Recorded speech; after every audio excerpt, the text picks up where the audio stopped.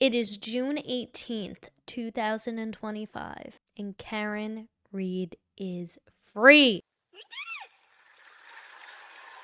Hello, hello, hello, and welcome back, roommates, to Alexa's Room, where we are not lawyers, we are not medical professionals, and we are not law enforcement. We are just people. People who have opinions about all things going on in the Karen Reed retrial, including 2282 CR 117001, murder in the second degree. What say you? Is the defendant at the bar guilty or not guilty?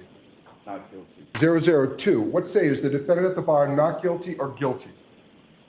Not guilty. Specifically, number 5, operating under the influence of liquor by operating a motor vehicle with a blood alcohol level of 0.08 or greater. Correct? Yes. So say you, Mr. Foreman? Guilty. So say you all? Yes. 003. What say you? Is the defendant at the bar leaving the scene after accident resulting in death? Is the defendant not guilty or guilty? Not guilty. So say you, Mr. Foreman? So say you all? Now, call it divine intervention or poetic justice, but earlier, before the not verdict came in, and I'll get to that in just one second, this happened. So apparently this is a handwritten note, I guess, on the back of some sort of receipt. I don't know if it's from Chris Albert's Slop Shop or not, maybe Dead on Pizza. I can't really read the writing behind the writing, but it says, I backed into your taillight. Please contact me, John at DePetro.com. And then he writes it again, John at DePetro.com, like I guess he's leaving a voicemail, but through written word. I don't know why that was shared twice, but or www.depetro.com. So I guess unless this was some kind of publicity stunt to promote his podcast or whatever, his broadcast. But this was shared on the Twitter X's by a free Karen Reed supporter at Halfhammer Rises on Twitter X's, who says, I'm standing here with a woman whose vehicle was struck. This video is taken by the other woman who saw John DePetro, yes, that John DePetro, strike another woman's truck. And this is the note that John left on her vehicle. He was going to walk away till the woman started recording him. So here's the video. Because at first, I was like, I don't know what to believe. I don't know if this is actually true or just somebody saying, oh, I heard that this happened from somebody who heard this, that, and the third. But here he is, seemingly on candid camera, picking up what?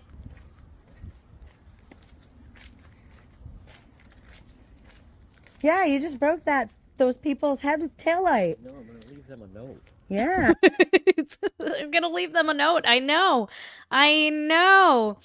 I mean, you cannot make this up. And I'm assuming he's holding like some sort of cloth. I thought it was a rubber glove at first. I'm like, oh Lord, oh God. Preserving the evidence. You wrecked. They're from Texas. Look at that taillight. That's how it breaks, John. Not teeny tiny shards, right? And he picks up the shards of taillight and puts it on the back of the Tacoma. Like, you can't make this up, but I love what she says. Yes, that is how a taillight can get broken. So I'm sure, just as the jurors all agreed, Karen Reed's taillight was likely cracked by hitting John O'Keefe's Chevy Traverse. So yes, that can happen. All on verdict day. You cannot make this up.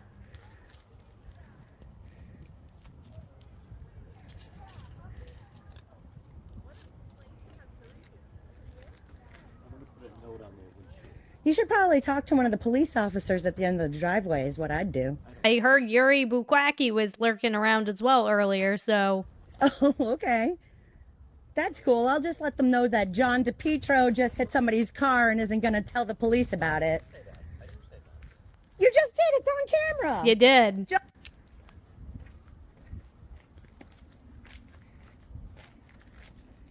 Here it is. Yeah, again. you just broke those people's taillight. No, I'm gonna leave them a note. Yeah. He said, I know. He said, I know. I'm going to leave them a note. So we left them a note. I mean, again, call it poetic justice, call it divine intervention. I don't know. But when I saw that video earlier today, I felt like it was a good sign. And this was all before the shenanigans. A special probiotic must have had a couple extra Tums during lunchtime because he seemed very calm, very settled, likely defeated, already fizzled out, ready to go home, ready to pass this over to Lally so he can continue making the donuts. So, of course, we can't just get a not guilty verdict, right, guys? We gotta work for it a little bit. So earlier in the day, if you weren't tuning in, this happened. During the luncheon break, I received word from a court officer that the jury had knocked on the door, indicating that they had a verdict.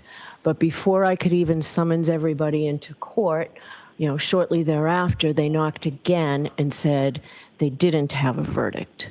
So I asked the court officer to tell them to put that verdict slip in an envelope and seal it, and to give it to us. Paul, do you have it? Apparently, the jurors came back, I think this is shortly there after lunch, with a verdict that they filled out on the verdict slip. They had knocked on the door and said, hey, we're good to go. We have a verdict. Then moments later, we're like, oh, hot diggity damn, stop the presses, stop the helicopters. But we don't actually have a verdict. And I'm sure it's because of people who are like me, who are anal about going over everything a million times to make sure you filled it out correctly. And thankfully they did that, because who knows what's in this original verdict slip, and if it was a slip, meaning an oopsie doopsie that was made when filling it out, for the lack of understanding on the freaking confusing AF verdict slip form, this could have been a serious problem. I haven't seen this. It's been sealed. I'm now going to seal it in the legal sense. So this is sealed. No one will have access Who knows whose little grubby hands have been finger painting all over it. to it. It will be preserved and made part of this record. I'm going to ask it to be marked for identification with the word jury, Chrissy, just to keep it separate and apart from everything else. So it's marked for ID with the word jury.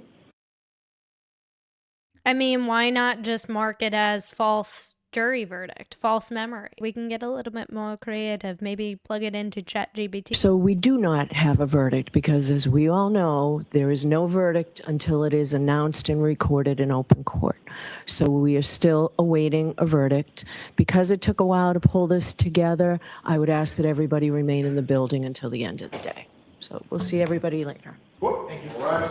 So, and we really didn't have to wait too much longer. The only thing that Karen Reed was ultimately convicted on was the OUI charge, which is what a lot of us were kind of speculating on since the series of questions yesterday, when the jurors were seemingly focused on, if we decide she's not guilty on 2 of the counts, but we're undecided on 1 of the other counts, does that mean it's hung for all 3, or does that mean that it's just hung on the 1?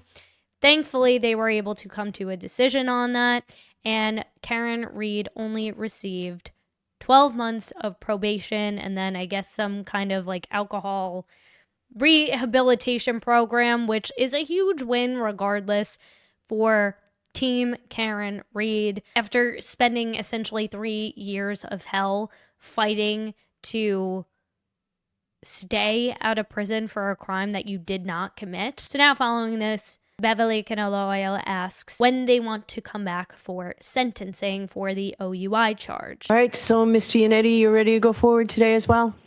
I am assuming they came to an agreement here, and this is probably the most humane thing that the special probiotic has done this entire case. Okay, Mr. Brennan, what's the Commonwealth's recommendation? Your Honor, the Commonwealth moves for sentencing. We recommend probation, 1 year, 24D program. So the standard that everybody else gets on their first time OUI? Certainly. Okay. We ask that she be treated no differently, no better. So I'm happy to do it. Thank you.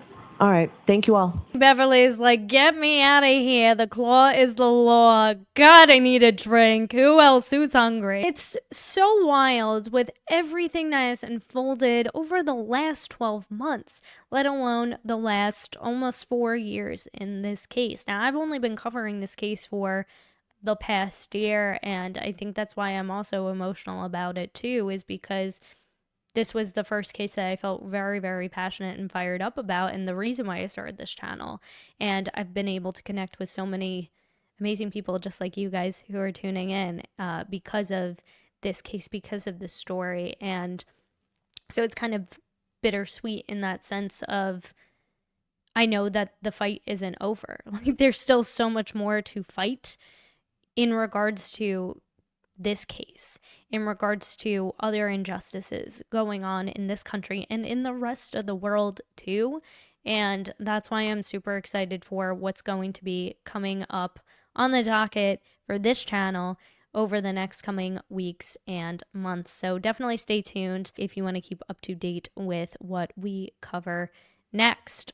But Meatball, I hope you feel like wasting all those millions of dollars of taxpayer money that you have spent wrongly persecuting and prosecuting a factually innocent woman, not once but twice, when she was already acquitted on 2 of those counts from the first trial, shouldn't have been charged and prosecuted to begin with, shouldn't have been indicted with any of these charges to begin with, because of the shoddy investigation that was conducted, shoddy and shady.